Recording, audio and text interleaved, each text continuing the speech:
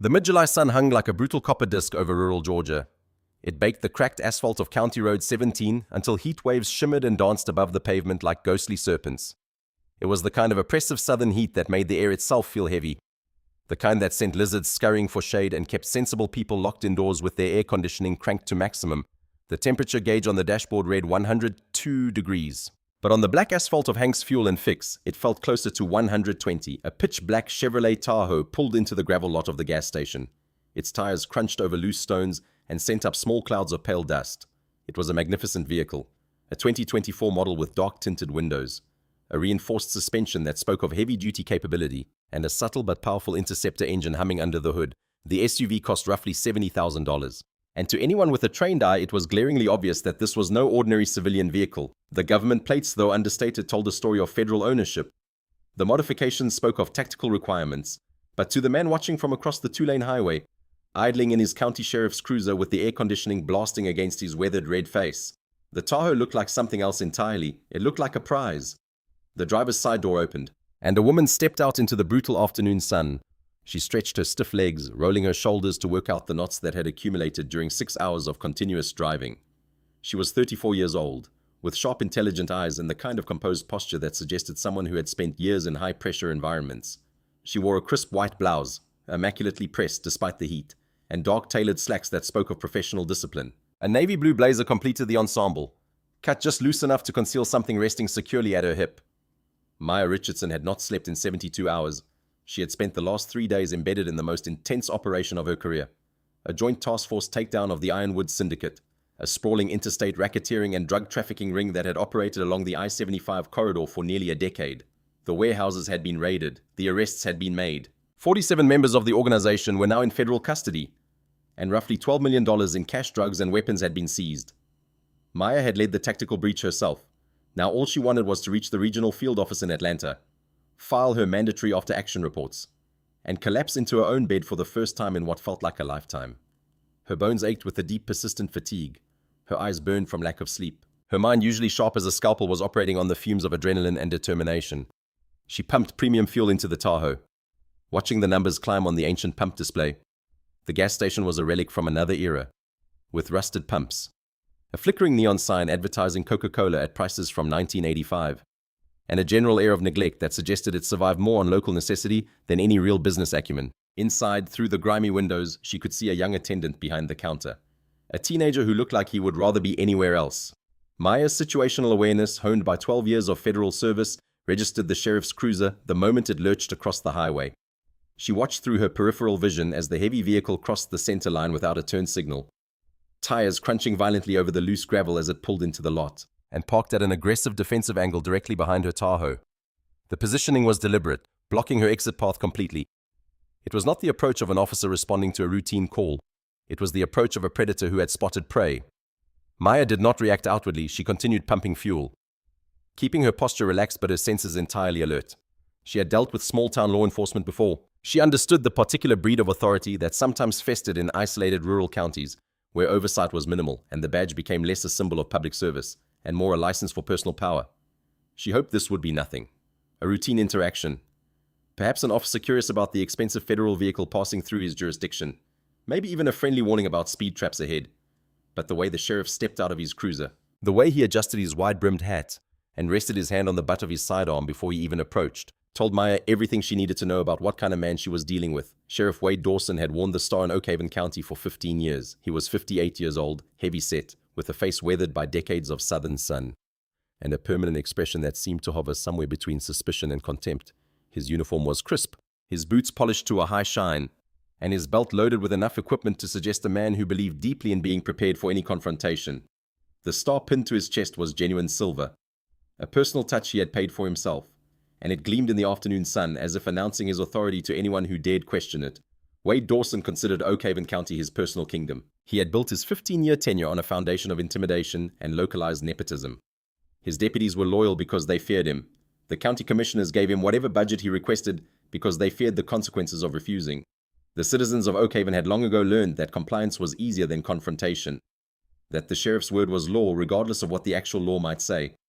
And beneath the surface of his authority festered something darker, a deeply ingrained racial prejudice that Wade barely bothered to hide among his inner circle. He told jokes that would have ended careers in larger jurisdictions. He used words that belonged to a different, uglier century. He had a particular way of enforcing the law that fell disproportionately on certain citizens, though the paperwork always seemed to justify his actions after the fact. When Wade saw the gleaming black Tahoe pull into Hank's fuel and fix, his eyes narrowed. When he saw the driver step out, his blood pressure spiked. A black woman, young, well-dressed, driving a brand new $70,000 luxury SUV through his county. Every baseless stereotype festering in Wade's mind activated simultaneously. In his narrow worldview, people who looked like her did not drive cars like that through Oakhaven unless they were up to something illicit. Drug money, perhaps. Theft, certainly. Nobody who looked like that had earned that vehicle legitimately. Not in his experience, not in his county. He threw his cruiser into drive and pulled across the highway, already composing the narrative he would use to justify what he was about to do. Inside the gas station behind the ancient cash register, a terrified teenager named Danny Greer watched the scene unfold through the grimy windows. Danny was 17 years old, working the summer shift to save money for community college, and he had lived in Oakhaven his entire life. He knew Sheriff Dawson. Everyone in the county knew Sheriff Dawson, and everyone knew that when the sheriff approached someone with that particular walk, that specific posture, things were about to go very badly for whoever had attracted his attention. Danny ducked lower behind the register, his heart pounding. He did not want to be a witness to whatever was about to happen. Witnesses in Oakhaven had a way of being remembered, and not in a good way. Maya Richardson removed the gas nozzle from her Tahoe and replaced it in the pump cradle. The tank was nearly full. Another minute and she would have been on her way. Back on the highway, putting miles between herself and this forgotten corner of Georgia. But the sheriff was already approaching, his boots crunching on the gravel with each heavy, deliberate step. Maya turned to face him, her expression polite and neutral. She had no idea that within the next 10 minutes, this encounter would trigger a chain of events that would destroy Sheriff Wade Dawson's career, expose 15 years of corruption, and send shockwaves through the entire federal law enforcement community. She had no idea that the man approaching her was not just a racist bully with a badge, but a paid operative of the very criminal organization she had just spent 72 hours dismantling. All she knew was that she was tired, she wanted to go home, and a hostile local cop was about to make her day significantly more complicated. Sheriff Wade Dawson closed the distance between his cruiser and pump number 4 with the deliberate pace of a man who believed time itself bent to his will. He did not hurry, he did not need to. The woman was not going anywhere, not with his vehicle blocking her exit path. He had all the time in the world to establish the dynamic he wanted, to assert the dominance he believed was his birthright as the law in Oakhaven County. "Afternoon," Wade barked as he approached. The word was not a greeting, it was a challenge, delivered with an undeniable edge of hostility that made Maya's trained instincts sharpen instantly. She noted the way his hand rested casually on the butt of his sidearm, fingers curled around the grip in a gesture that was technically legal but designed purely for intimidation. She noted the aggressive angle of his shoulders, the contempt in his eyes, the way he looked at her vehicle with naked suspicion. "Good afternoon, Sheriff," Maya replied evenly. Her voice was polite, professional, betraying nothing of the exhaustion that had settled into her bones or the calculation already beginning in her mind. "Is there a problem?" Wade stopped about 3 feet away, close enough to loom over her despite her own considerable height. He looked her up and down with an expression that made his assessment clear, then shifted his gaze to the Tahoe, examining it with exaggerated suspicion. "Matter of fact, there is," he drawled. "Whose vehicle is this?" "It's mine," Maya answered truthfully. The vehicle was federally owned, technically belonging to the United States government, but it was operationally assigned to her name. She had every legal right to be driving it. Wade let out a patronizing scoff, a sound that dripped with condescension. He looked the Tahoe up and down again, then looked back at Maya with an expression of theatrical disbelief. "Yours, huh? That's a mighty expensive ride for a girl your age." His upper lip curled slightly. "You mind telling me what you do for a living that affords you a brand new customized Chevy Tahoe?" Maya felt the familiar exhausting sting of being profiled. She had experienced this before, more times than she cared to count. The assumptions, the suspicion, the automatic presumption of guilt based on nothing but the color of her skin. It never stopped being offensive. But she had long ago learned to control her emotional response. Her federal training kept her heart rate perfectly steady, her breathing even, her expression neutral. She knew the law. She knew her rights. She also knew that escalating a situation with a visibly aggressive armed man on a deserted rural highway was bad tactical protocol. "I work for the government, Sheriff," Maya said calmly. "Now, unless I've committed a traffic violation while parked at this gas pump, I'd like to finish fueling my vehicle and be on my way." Wade's face flushed a deeper shade of red, the color spreading up from his thick neck to his weathered cheeks. He was not used to being dismissed. He was not used to anyone, especially a black woman, refusing to tremble in his presence. The citizens of Oakhaven knew their place. They answered his questions with deference. They did not cite their rights or suggest that his attention was unwelcome. "Government," Wade repeated. the word dripping with skepticism. "What kind of government work puts a girl like you behind the wheel of a $70,000 SUV? "I'm not obligated to discuss my employment with you, Sheriff," Maya replied. She maintained eye contact, her gaze steady and unintimidated. "I've answered your questions. The vehicle is mine. I have every right to be here. Is there anything else?" Something dangerous flickered in Wade's eyes. A muscle twitched in his jaw. His fingers tightened around the grip of his sidearm, knuckles whitening with the pressure. "I don't think you understand how things work around here," he growled, closing the remaining distance until he was uncomfortably close to Maya's personal space, close enough that she could smell the coffee on his breath, the hint of cheap aftershave beneath the scent of sweat. "We got a BOLO," Wade continued, his voice dropping to a more threatening register. "Be on the lookout for a stolen black SUV matching this exact description. Fled out of Fulton County this morning, so you're going to hand over your driver's license, your registration, and the keys to this vehicle. Right now." Maya knew for a fact there was no such BOLO. She was tied into the regional dispatch network through her federal credentials. Her encrypted communications terminal had been silent all morning. There had been no alerts, no bulletins, nothing suggesting a stolen black Tahoe anywhere in the Georgia law enforcement system. Sheriff Wade Dawson was fabricating probable cause out of thin air. He was constructing a legal pretext for what was nothing more than racial profiling, building a paper trail that would justify an illegal detention based purely on his own bigotry. Maya had seen this pattern before, had studied it in training, had prosecuted officers who engaged in exactly this kind of conduct. She knew how it worked. She knew what came next. But she also knew that her options in this moment were limited. She was alone on a deserted rural highway, facing an armed local officer who clearly believed himself above any consequence. Her weapon was concealed beneath her blazer, but drawing it would only escalate the situation into potentially lethal territory. Her credentials were in her pocket, but revealing them too soon might give Wade time to concoct a story, to cover his tracks, to minimize the damage to his career. Maya made a decision, a calculated tactical decision that went against every instinct screaming at her to end this confrontation immediately. She decided to let him dig his own grave. "Sheriff Dawson," Maya said, "I am perfectly willing to show you my identification to clear up this misunderstanding, but I want to remind you that you have no legal grounds to detain me or search this vehicle without probable cause, and fabricating a bolo is not probable cause," Wade snapped, his face flushing even deeper. "And I don't need some out of town." He caught himself, swallowed whatever word had been about to emerge, and redirected. "I don't need anyone telling me what constitutes probable cause in my county. I am the law in Oakhaven." He slammed his heavy hand against the polished hood of the Tahoe. The impact echoed across the quiet gas station lot like a gunshot. The sound made Danny Greer, still hiding behind the register inside, flinch violently. "Now give me your damn license before I pull you out of those fancy clothes and throw you in a holding cell for resisting arrest." Maya maintained eye contact. She did not flinch. She did not step back. She simply reached slowly, deliberately, into her front pocket and withdrew her standard Georgia driver's license. She wanted to see exactly how deep this corrupt sheriff was willing to dig before she dropped the hammer. Wade snatched the plastic card from her fingers with unnecessary roughness. He examined it, squinting at the text, then looked at Maya with an expression that suggested he had just discovered exactly what he expected to find. Maya Richardson, Atlanta address. His upper lip curled into a sneer. "Let me guess, you printed this fake piece of plastic yourself? Probably got a whole kit in that fancy SUV of yours." "It is a state-issued identification," Maya replied, her voice cold and controlled. "Authenticated, verifiable, and entirely legitimate." "It's a fake," Wade declared. He made a show of examining it one more time, then with deliberate contempt, tossed the license onto the dusty ground at Maya's feet. The plastic card landed face down in the dirt, beside a discarded cigarette butt and a crushed soda can. "And you're driving a stolen vehicle," Wade continued, reaching for the handcuffs on his belt. "Turn around and put your hands on the roof of the car. You're under arrest for grand theft auto." The air at the gas station grew incredibly still.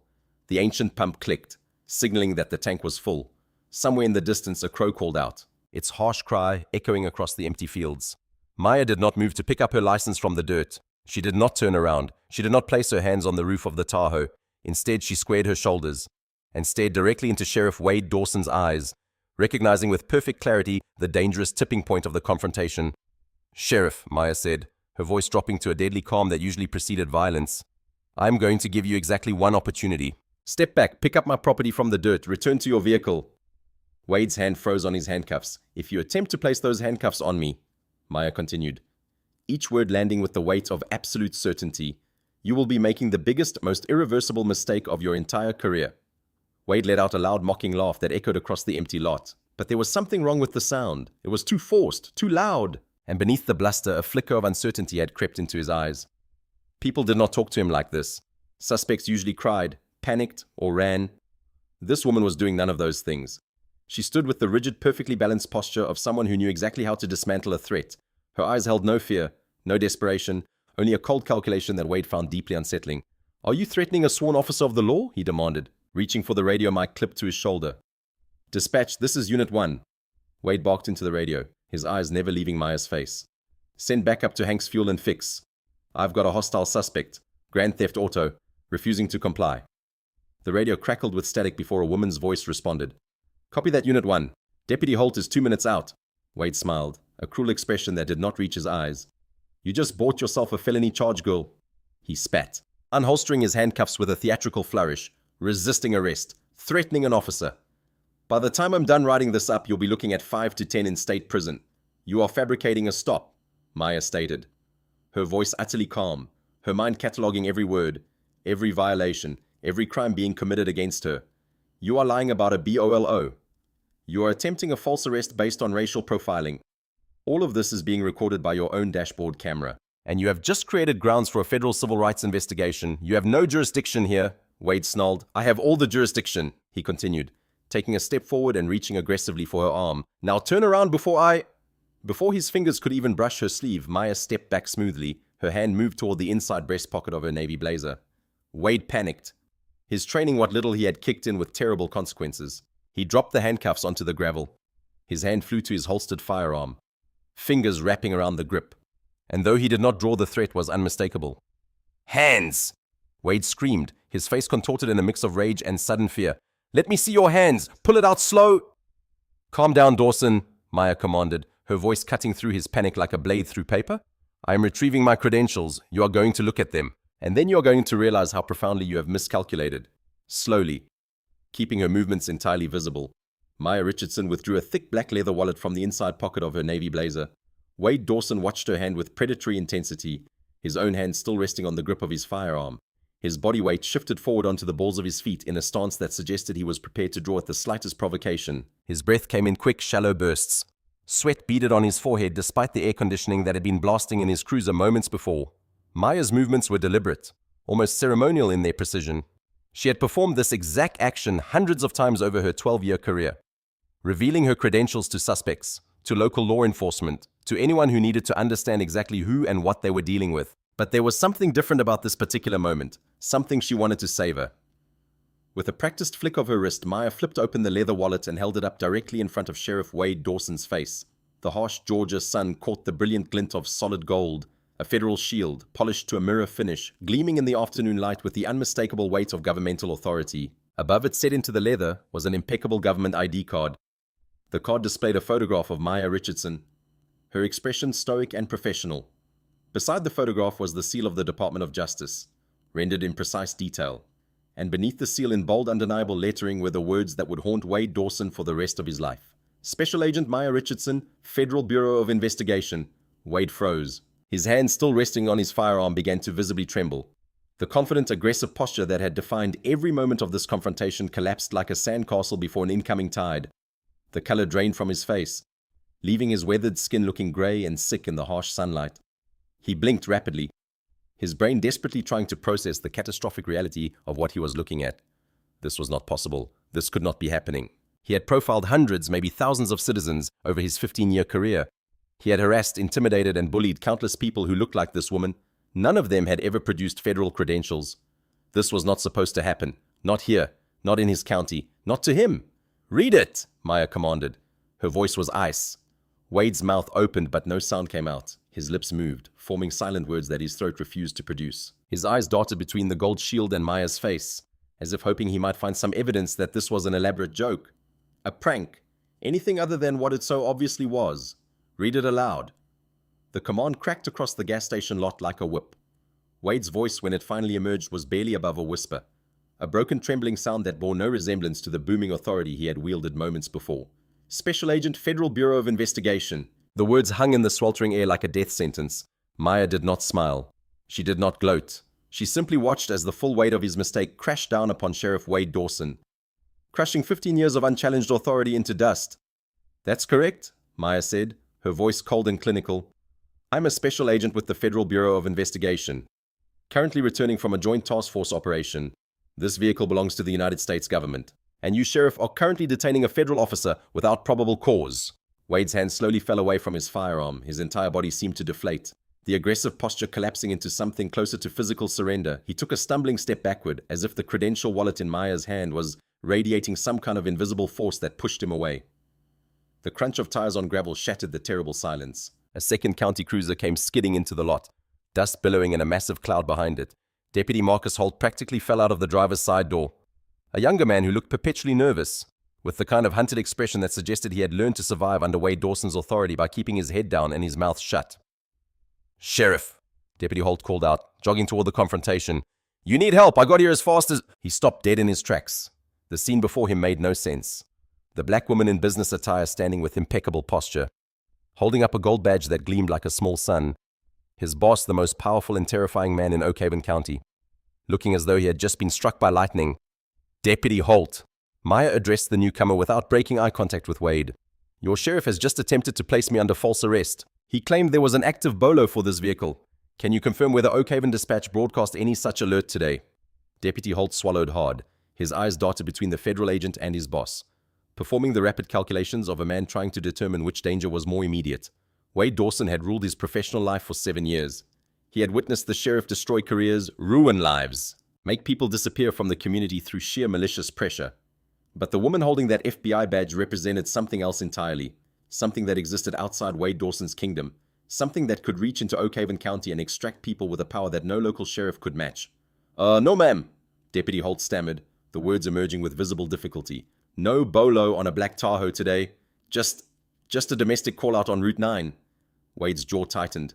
The muscles in his neck bulged with suppressed rage, his hands clenched into fists at his sides, the knuckles white with pressure. "It's a fake," Wade heard himself saying, though his voice lacked all of its previous thunder. "Anyone can buy a badge on the internet. Holt, she's lying." Maya did not flinch. She snapped her credential wallet shut and tucked it smoothly back into the inside pocket of her blazer. Then she reached into another pocket and withdrew her encrypted government smartphone. "You want to play it that way, Wade?" She used his first name deliberately, stripping away the title he had hidden behind for 15 years. "Fine." Maya tapped a contact on her phone and pressed the speaker icon. She held the device up, letting the ringing tone play across the silent gas station lot. The phone rang twice. Then a deep, authoritative voice answered, the kind of voice that had been trained to command attention across crowded rooms and chaotic tactical operations. "Richardson, tell me you're halfway to Atlanta?" "Not quite, sir," Maya replied smoothly, her eyes never leaving Wade's face. "I am currently being detained at a gas station in Oak Haven County by a Sheriff Wade Dawson. He believes my credentials are fake and that I'm driving a stolen federal fleet vehicle. I need you to verify my identity for him." There was a heavy, terrifying silence on the other end of the line. Deputy Holt took an involuntary step backward, his hand moving away from his own weapon, his entire posture shifting into something approaching surrender. When the voice spoke again, the sheer power of it seemed to fill the entire gas station lot, echoing off the rusted pumps and the dusty vehicles and the weathered clapboard walls of Hank's Fuel and Fix. "This is Robert Coleman, Special Agent in charge of the Atlanta Field Office of the Federal Bureau of Investigation." The words landed on Wade Dawson like physical blows. "Am I speaking to a Sheriff Dawson?" Wade opened his mouth. No sound emerged. He nodded dumbly before remembering the man on the phone could not see him. "Yes, sir," he finally managed, his voice emerging as a cracked whisper. "Sheriff Dawson, you are currently harassing one of my top tactical agents. You are interfering with a federal officer in the performance of her duties, and from what Agent Richardson just told me, you are doing so under color of law with fabricated probable cause." S.A.C. Coleman's voice dropped to a register that was somehow more terrifying for its quietness. "If you do not step away from Agent Richardson and her vehicle, this exact second I will dispatch a federal tactical team to your location. You will spend the rest of the week answering questions in federal holding, and I will personally ensure that your career as a law enforcement officer ends before sunset tomorrow. Do I make myself perfectly clear?" "Crystal clear, sir," Wade choked out. His arrogance had entirely evaporated. In its place was a cold, sickening dread that spread through his chest like ice water. Maya ended the call and slipped the phone back into her pocket. She looked down at the dusty gravel, then back up at Wade Dawson. "Pick up my license, Sheriff." The silence that settled over the sweltering gas station was absolute. The only sound was the rhythmic idling of Wade's cruiser and the distant cry of a crow somewhere across the empty fields. The heat pressed down on everything. Merciless and indifferent to the human drama unfolding beneath the brutal Georgia sun, Wade Dawson, a man who had built his entire identity on demanding compliance through fear, stared at the plastic identification card resting in the dirt. His hands were shaking so violently that his heavy leather duty belt creaked with the tremor. 15 years. 15 years of unchallenged authority. 15 years of making people cower before his badge. 15 years of being the law in Oak Haven County. All of it was crumbling. He looked toward Deputy Holt, searching desperately for backup, a lifeline, even a sympathetic glance. But Holt had taken another step backward, his hands held defensively away from his own weapon. The younger deputy's face held an expression that Wade had never seen directed at him before. Not fear of Wade Dawson, fear for Wade Dawson. Deputy Holt recognized a sinking ship when he saw one, swallowing his pride. A physical sensation that felt like choking down broken glass. Wade bent his stiff knees, his joints popped audibly in the quiet lot. He reached into the dust with thick, trembling fingers. Clumsily grasping the edge of Maya's driver's license, he stood up slowly. Wiping the grit off the plastic with his thumb, he extended the license toward Maya without meeting her eyes. "There," Wade muttered, his voice a raspy shadow of its former booming aggression. "My mistake. Just doing my job, keeping the county safe." Maya took the license from his shaking hand and slid it smoothly back into her pocket, right alongside the gold shield that had destroyed his authority. "Fabricating a bolo to target a motorist based on racial prejudice is not doing your job, Dawson," Maya said, her voice carrying the cold precision of a closing argument.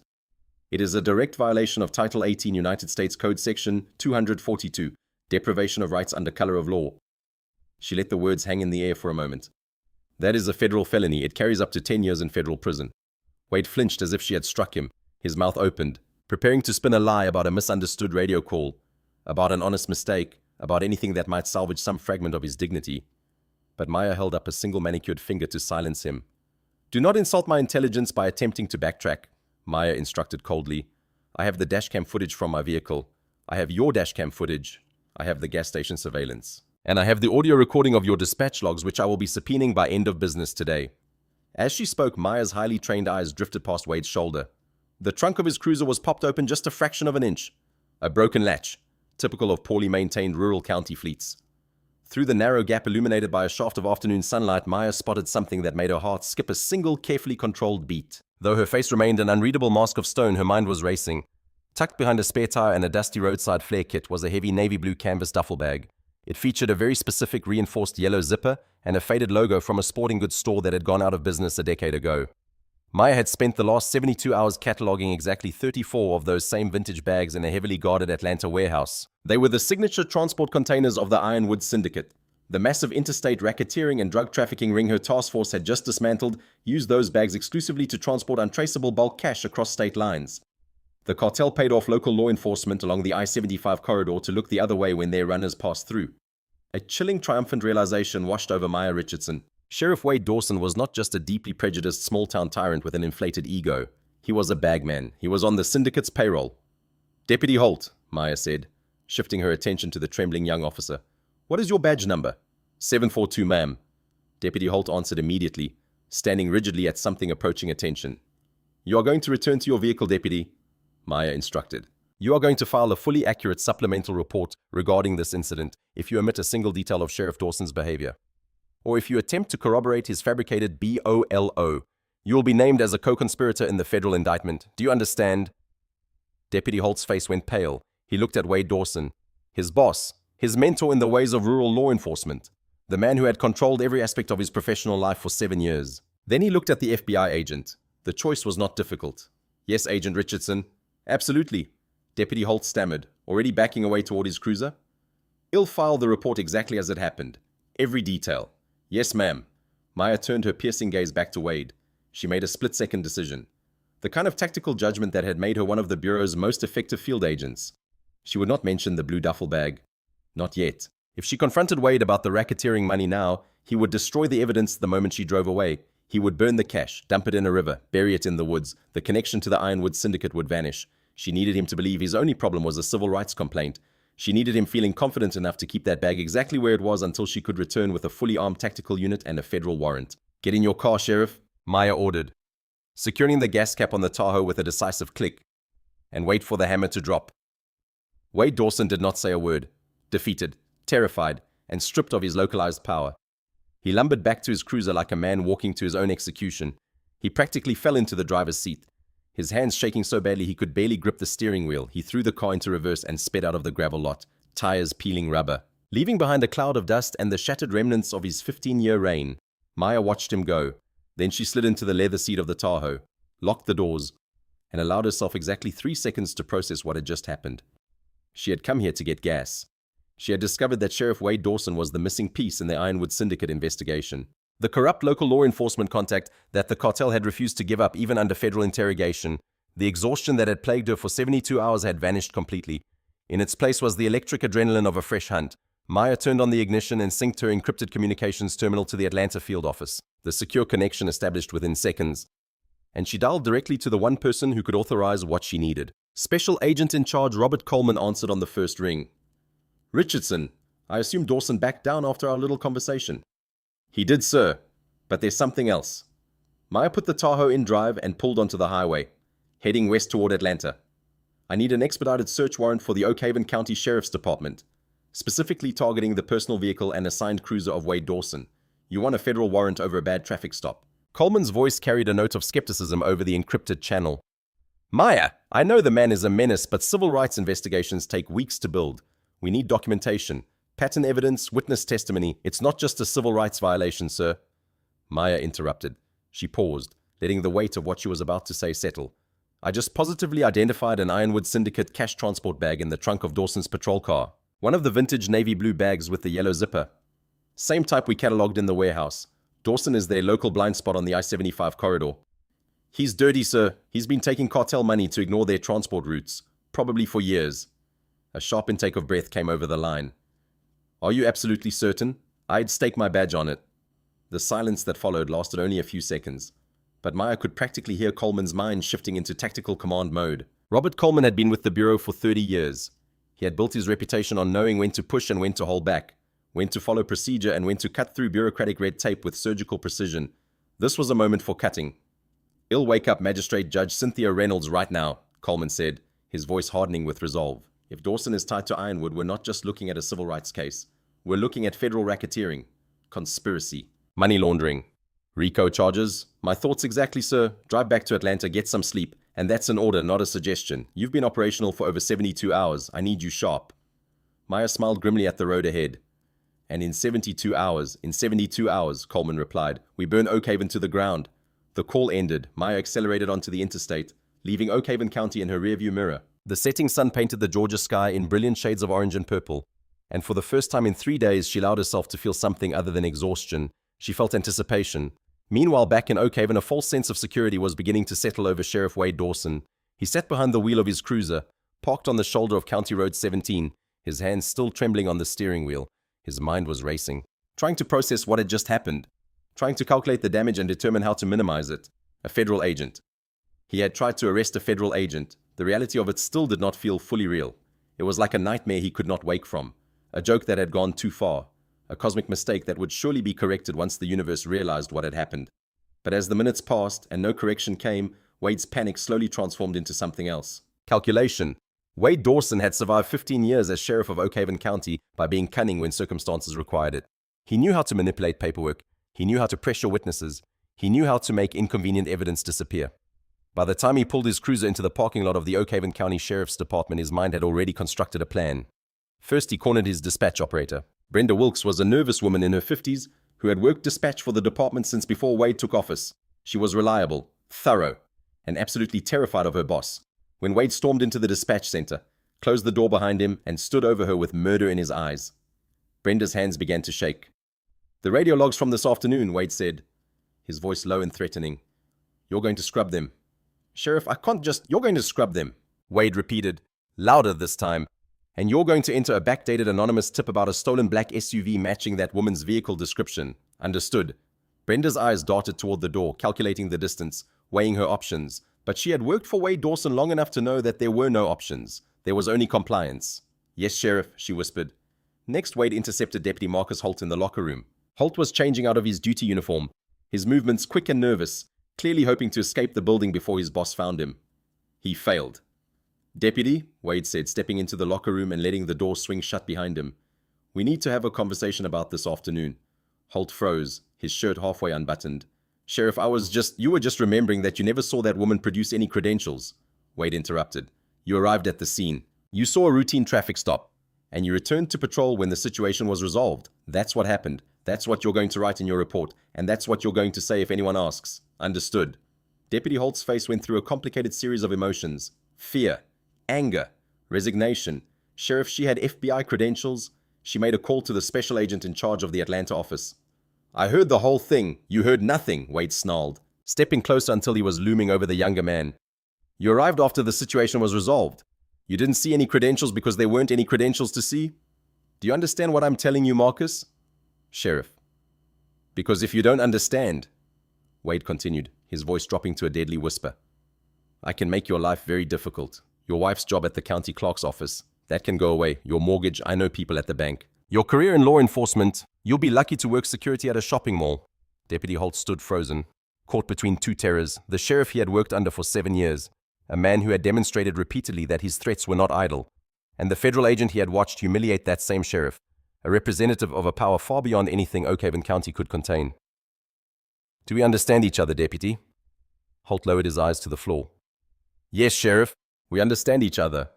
Wade smiled, a cold reptilian expression that did not reach his eyes. "Good. Now finish getting changed and go home. Tomorrow's a new day." Over the next 72 hours, Wade convinced himself that he had contained the damage. The radio logs had been scrubbed. An anonymous tip had been backdated into the system. Deputy Holt had filed a report that omitted any mention of FBI credentials or federal involvement. Brenda Wilkes would keep her mouth shut because she knew what happened to people who crossed the sheriff. The federal agent Richardson, he remembered her name now, was probably back in Atlanta, filing paperwork that would disappear into the bureaucratic abyss of the federal government. FBI agents had bigger fish to fry than a rural county sheriff with a bruised ego. They dealt with terrorists, organized crime, interstate trafficking operations. They did not waste resources on traffic stop complaints. Wade began to relax.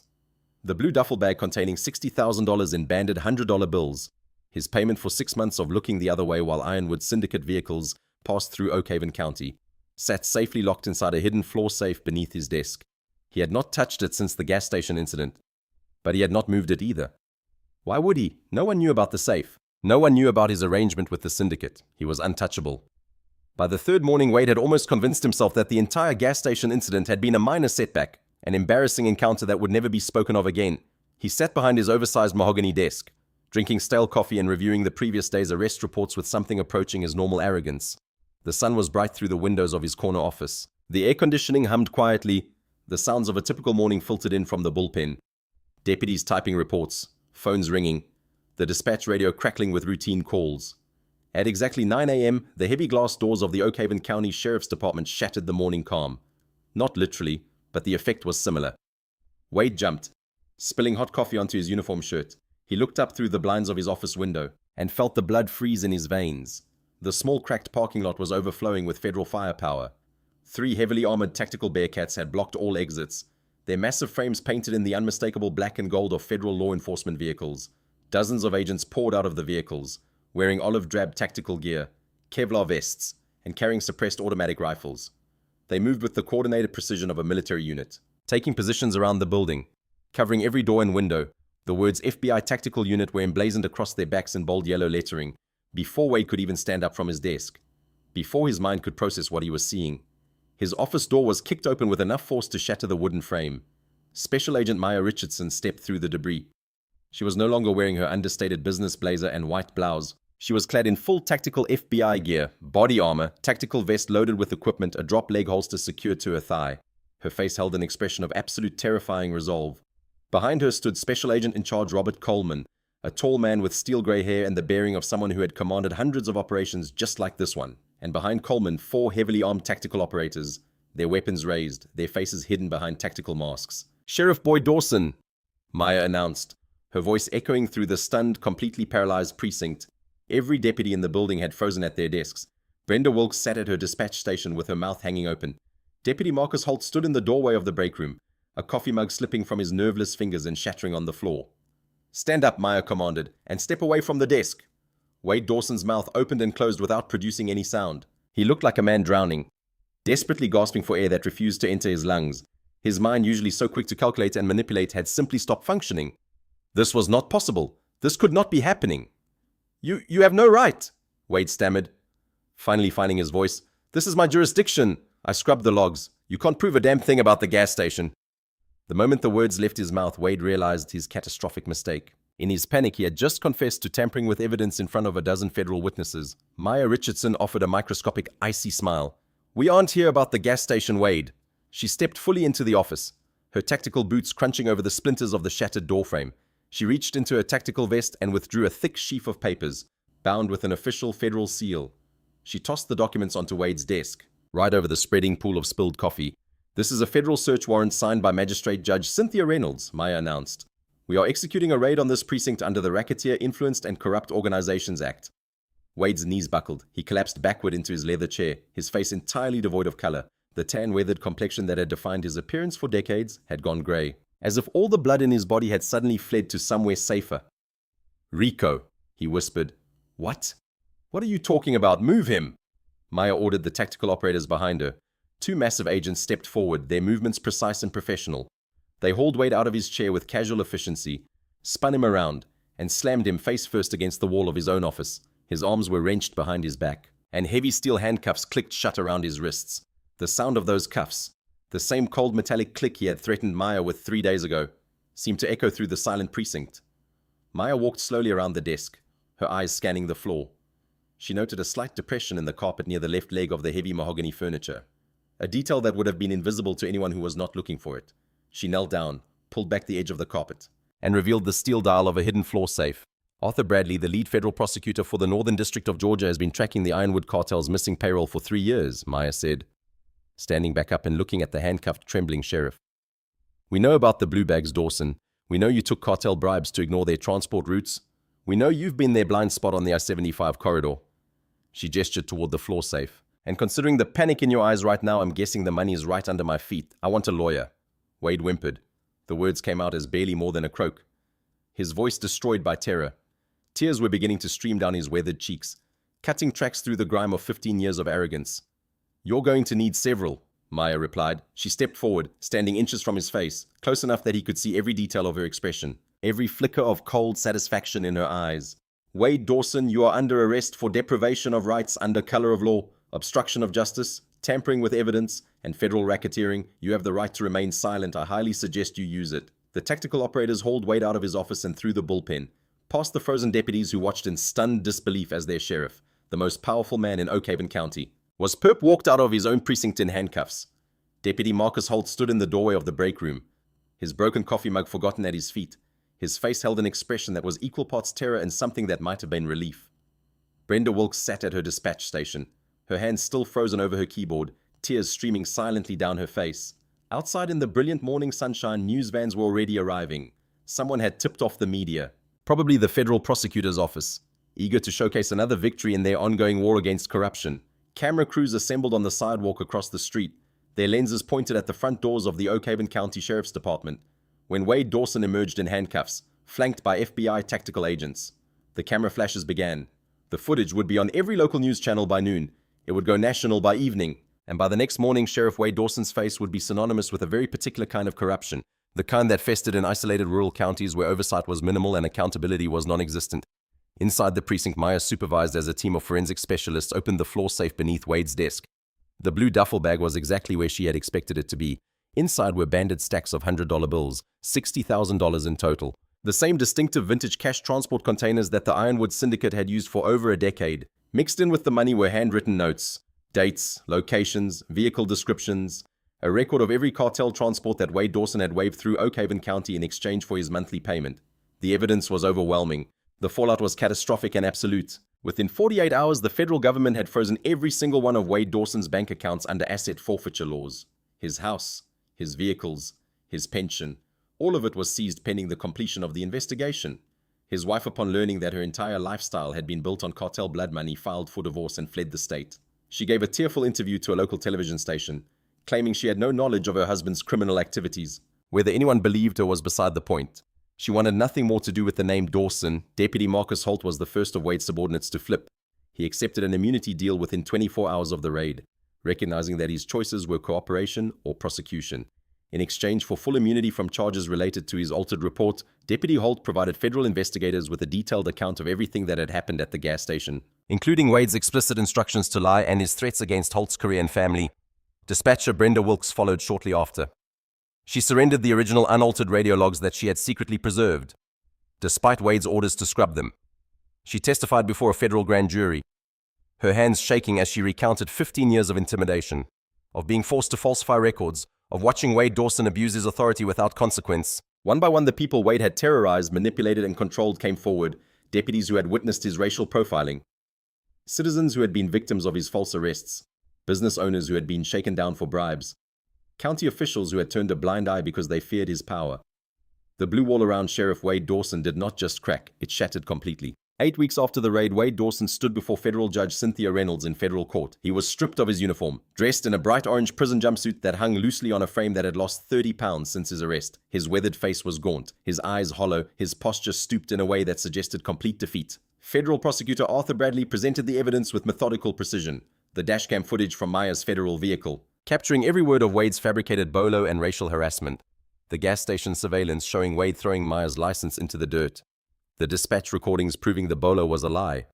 The financial records tracking wire transfers from shell companies associated with the Ironwood Syndicate to accounts controlled by Wade Dawson.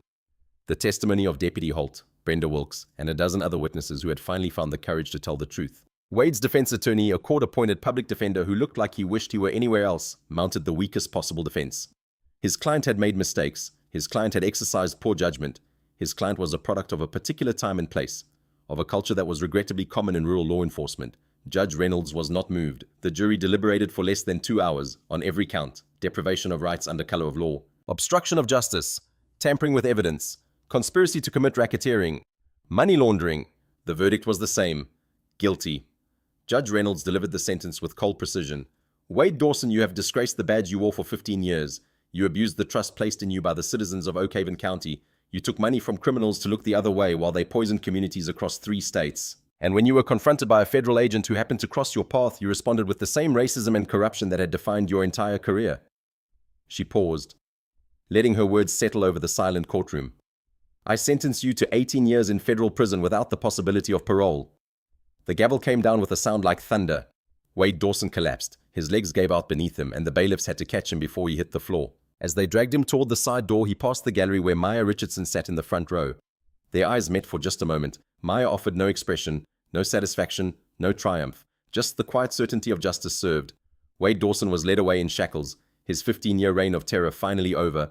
The day Wade Dawson was transported to federal lockup, Maya Richardson sat in her quiet Atlanta office reviewing the final closure documents for the Ironwood case. The syndicate that had corrupted law enforcement across 3 states was dismantled. The bagmen were in custody. The money trails had been followed to their sources. She signed her name at the bottom of the final page, closed the file, and allowed herself a small private moment of satisfaction. 6 months later, Oak Haven County held a special election for sheriff. The winner was Marcus Holt, the same deputy who had watched his former boss humiliate a federal agent at a gas station and made the choice to tell the truth when it mattered. His first act in office was to implement mandatory civil rights training and establish an independent oversight board. The citizens of Oak Haven began slowly to trust their sheriff's department again. Maya never returned to that gas station on the edge of Oak Haven County. She did not need to. Justice had been delivered. Not through vengeance, but through the meticulous, relentless machinery of the law. Wade Dawson had believed his badge made him untouchable, that his small-town kingdom would protect him forever. He was catastrophically wrong. Some lessons can only be learned in a federal prison cell. With 18 years to contemplate exactly how a single act of arrogance brought an empire crashing down. If this story moved you, please subscribe to our channel. Every subscription helps us continue telling stories that matter.